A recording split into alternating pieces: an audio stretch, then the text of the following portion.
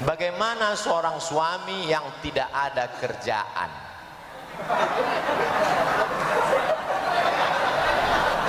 Beristri lebih dari satu. Apakah suami itu berdosa? Sebagai laki-laki ada 5 kewajiban. Maka 5 kewajiban laki-laki kepada perempuan itu merupakan hak ibu.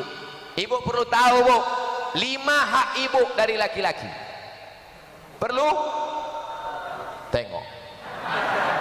Yang pertama, makan. Ibu udah dikasih makan? Saya pun sudah. Tadi lupis 1 pakai gula merah. Yang kedua, pakaian. Ibu dikasih apa tuh pakaian? Alhamdulillah sekarang banyak perempuan tak dikasih pakaian. Tingginya 170 dikasih kain 50 cm. Kadang baju belum selesai di tukang jahit lah diambil. Resleting belum berpasang. Yang ketiga, tempat tinggal. Ibu dikasihnya tempat tinggal? Kasih. Yang keempat, pendidikan. Aslinya suami ini mendidik istri baca Quran, bagaimana sholat, bagaimana puasa, tapi karena dia tak sanggup dibawanya ke pengajian. Yang kelima, perhatian, karena perempuan ini perlu perhatian. Adek cantik enggak? Seumur-umur abang dek belum pernah menengok perempuan secantik kau ini lagi. Abang, gimana rasa kolak tadi? Padahal masinnya minta ampun. Ini puasa mana lebih sempat anak pulau do re mi fa sol la si do mi la sol fa mi re do. Dialah yang sudah mengandungkan, melahirkan, menyusukan, merawat, maka dia perlu perhatian. Laki-laki yang tidak memberikan 5 ini, maka dia akan dituntut di akhirat nanti. Kullukum ra'in, setiap kamu pemimpin, wa kullukum mas'ulun ar-ra'iyati. Yang ambo bingung, kok bisa dapeknya 2? Apa nengok? Komisi 8 pun 2 kali jadi bupati, 1 dapet. Kau lu dapetnya lu 2. Ilahi, tak apalah wirid kawan.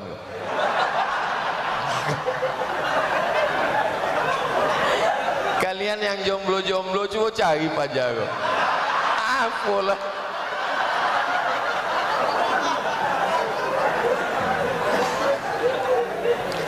Nama saya Kaila. Saya ingin bertanya, bagaimana cara menghafal Quran supaya selesai 30 juz dengan cepat? Sekarang Kaila sudah hafal 14 juz. Kita doakan anak kita supaya anakku Kaila 1 juz ini 10 lembar. Jadi kalau 1 hari dihafal 2 lembar, 1 lembar 10, 1 lembar sehari 2 halaman, berarti 10 hari 1 juz. 1 bulan berarti 3 juz. 10 bulan berarti 30 juz. Teorinya begitu, tapi dia mesti ada murojaah. Kalau di tempat ustadz menghafalnya malam, nanti diulang 5 kali. Diulang habis subuh, diulang habis zuhur, diulang habis asar, diulang habis maghrib, diulang habis isya, baru boleh tidur jam 10 malam. Ditasmikkan itu didengarkan ke ustazah, mengulang-ulang terus. Yang laki-laki dengan Ustadz Al-Nob di Simpang Bingung Nurul Azhar, yang perempuan dengan ustazah di Rimbo Panjang. Jumlahnya sama, tahun lalu 25, tahun Niko 25, selepel SMP. Tapi potong ambo dari Jakarta, ada yang tidak pendidikan formal, namanya Maskanul Hufaz, Ustazah Oki. Itu memang tak ada pendidikan formal. Taman SMA sama sebelum kuliah sampai usia 24 tahun tahfiz khusus setahun saja, jadi tidak lama-lama. Jadi tak ada sekolah, hanya menghafal. Mudah-mudahan anak-anak muda kita menjadi penghafal Quran. Intinya fokus menghafal murojaah, fokus menghafal murojaah. Tidak boleh nonton TV dan main handphone. Anak-anak tahfiz ditompe ustadz, no TV, no handphone. Apakah boleh dia sholat qabliyah sebelum sholat subuh? Sebelum qomat di masjid itu di dalam masjid. Kalau dia di luar di masjid, di siko rumahnya, uanglah qomat, dia tidak ikut dalam masjid. Jadi kalau dia terbangun di rumah jam 5.30, maka dia tidak langsung sholat subuh, tapi tetap sholat qabliyah. Jadi sekalian anak-anak muda, kalau bangun subuh tetap qabliyah, bagus sholat subuh, jangan tinggalkan qabliyah. Tapi yang bu bangunnya jam 8 bu ya.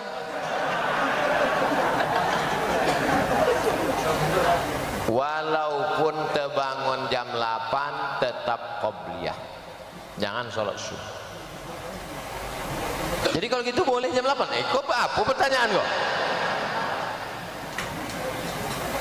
Sholat yang tertinggal harus diganti, sementara sholat yang ditinggal tidak tahu jumlahnya. Bagaimana cara menggantinya Pak Ustadz? Andai kan tak terganti, bagaimana hukumnya? Apa harus dilakukan supaya tak berdosa Pak Ustadz? Wajib diganti. Saya tak tahu jumlahnya, dia agak-agak. Tobat bilo? Baru tadi. Umur berapa? Sampai 10. Potong akil balik 10, berarti tinggal 30 tahun. Selama 30 tahun itu ada sembahyang? Ada, sembahyang Jumat, Idul Fitri, Idul Adha. Qodok lah. Cara mengkodoknya gimana? Habis sembahyang Isya, qodok 1. Usolli fardal Isya 4 rakaatin qodokan. Selesai ba'diyah boleh, sebelum ba'diyah pun boleh. Selesai subuh, usolli fardal subhi rakaataini qodokan. Kalau subuh jangan di masjid, di rumah.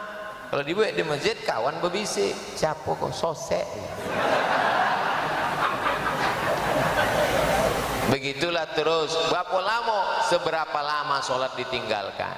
Jadi kalau ditinggalkan 30 tahun, qodok 2022, lunasnya 2052. Kalau mati tahun muko, alhamdulillah pemutihan.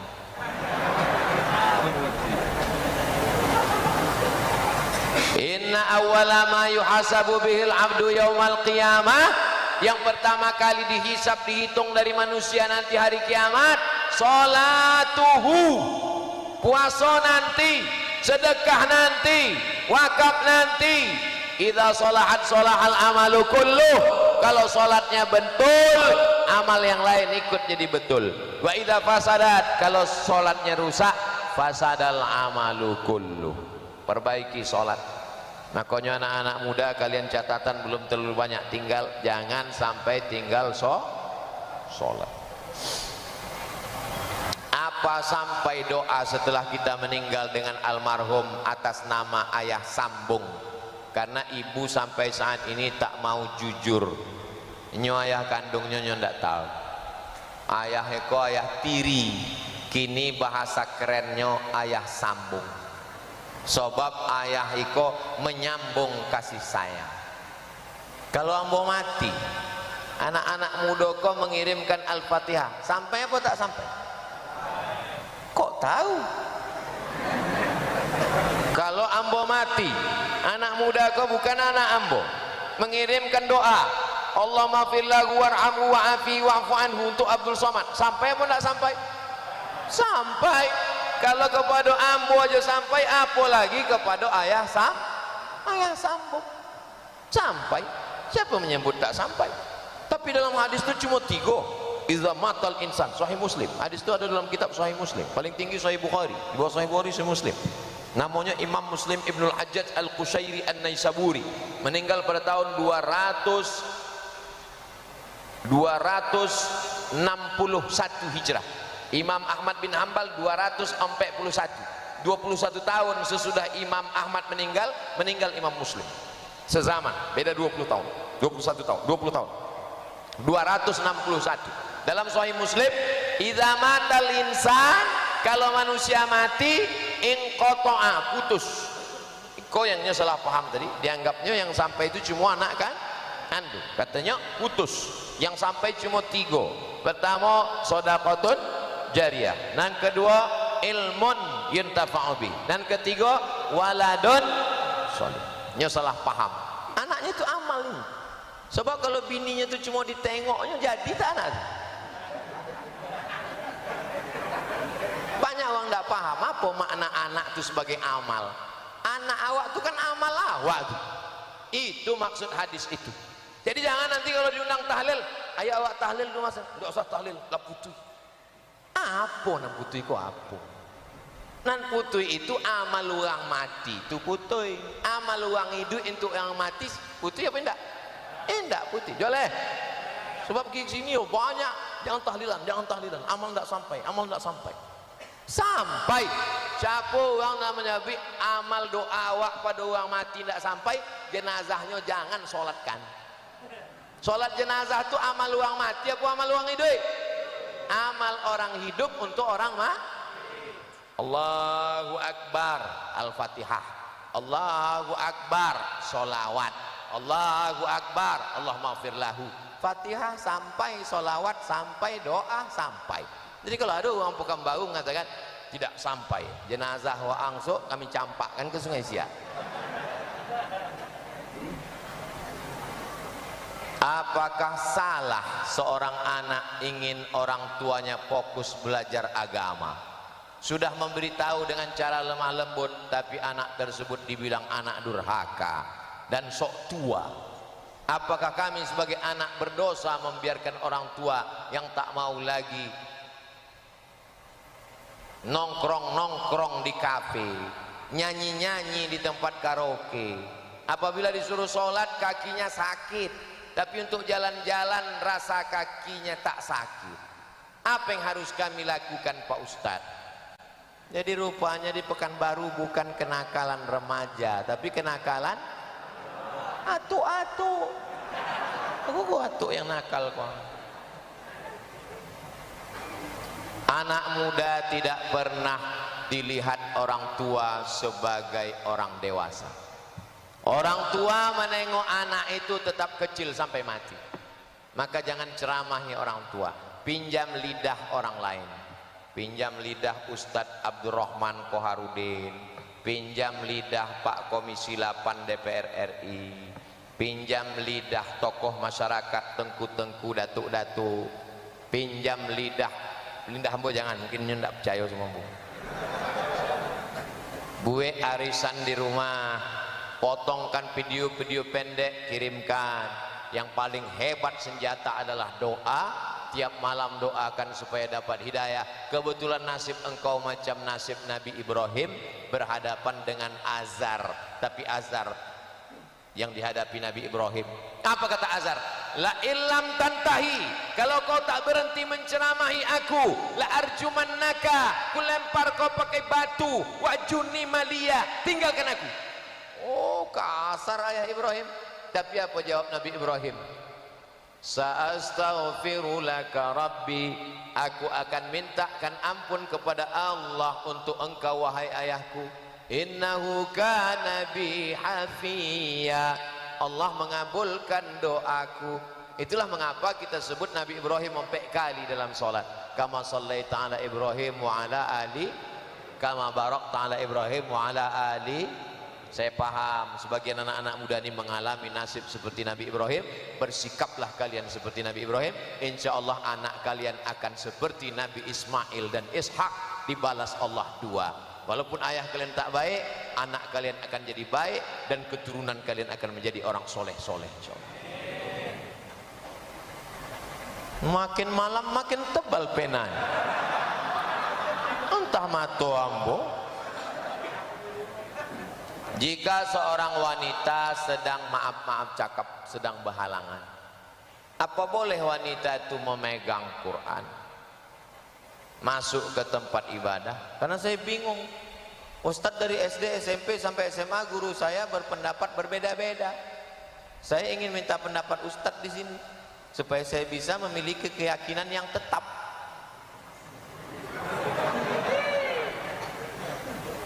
Perempuan yang berhalangan, laki-laki yang sedang junub tak boleh melakukan 7: memegang Quran, membawa Quran, membaca Quran, masuk ke masjid, sholat, puasa, tawaf. 7. Sumbernya Al-Fiqhul Islami wa Adillatuh, Syekh Wahbah Az-Zuhaili. Jadi kami perempuan yang hafal Quran macam mana? Perempuan ada dispensasi 2, boleh membaca Quran. Yang pertama, mengulangi hafalan, bacanya dalam hati. Perempuan yang hafal Quran itu bisa dia ulang bacanya tapi tak keluar dari mulut, dalam hati. Makanya nanti kalau ada perempuan nampak diam aja, itu berarti mengulangi hafalan.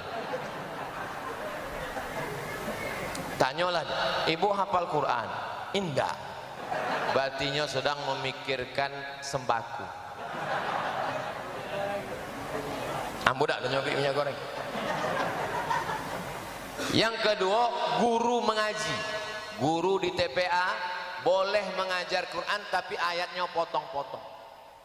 Jangan ya ayyuhalladzina amanu kutiba alaikumusyamu kama kutiba alal ladzina min qablikum la'allakum tattaqun.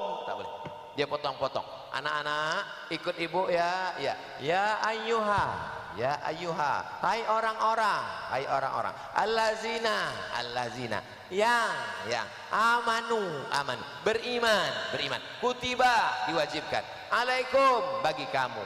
Siam, siam, puasa. Kama, sebagaimana. Oh, kama itu sebagaimana. Assalamualaikum, kama itu kemana? Nah, boleh. Assalamualaikum Pak Ustadz. Waalaikumsalam. Suami istri sudah talak, mau rujuk, apa perlu ijab kabul lagi? Kalau belum habis iddah, iddah itu 3 bulan, belum habis, maka tidak pakai ijab kabul. Dia cukup balik saja. Apa yang dia ucapkan waktu balik itu? I back to you my dear. Tidak pakai ijab kabul. Tapi kalau habis iddah, habis 3 bulan, maka dia mesti pakai ijab kabul. Ada ijab, ada kabul, ada wali, ada saksi 2, ada mahar. Itu namanya pengantin baru stok lama. Syarat boleh balik itu kalau tolaknya 1, tolak 2.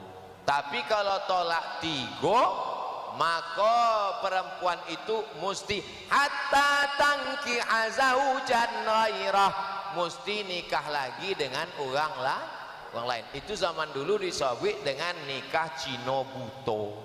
Pernah mendengar istilah nikah Cino buto? Zaman dulu dicari Cino-Cino susah nan buto, dipanggil Cino buto siko nikahi jangan doang mau potong tolak 3, tapi wang jangan pegang-pegang, oi gitu. Tuang dalam zaman dulu menabitnya disebut nikah Cino buto, itu asal cito. Hatta tangki hazaujan ghairah, sampai dia nikah dengan laki-laki lain. Tapi tidak cukup hanya sekedar nikah saja, hatta tazuqa usailataha wa tazuqi usailatahu. Maaf cakap, sampai nyoba hubungan corainya dengan laki Cino buto tadi, habis iddahnya baru bisa balik lagi. Judul lagunya Kutunggu Janda. Kalau cinta betul, ada lagi yang lebih hebat, anak ampe dan nanti jual. Boleh?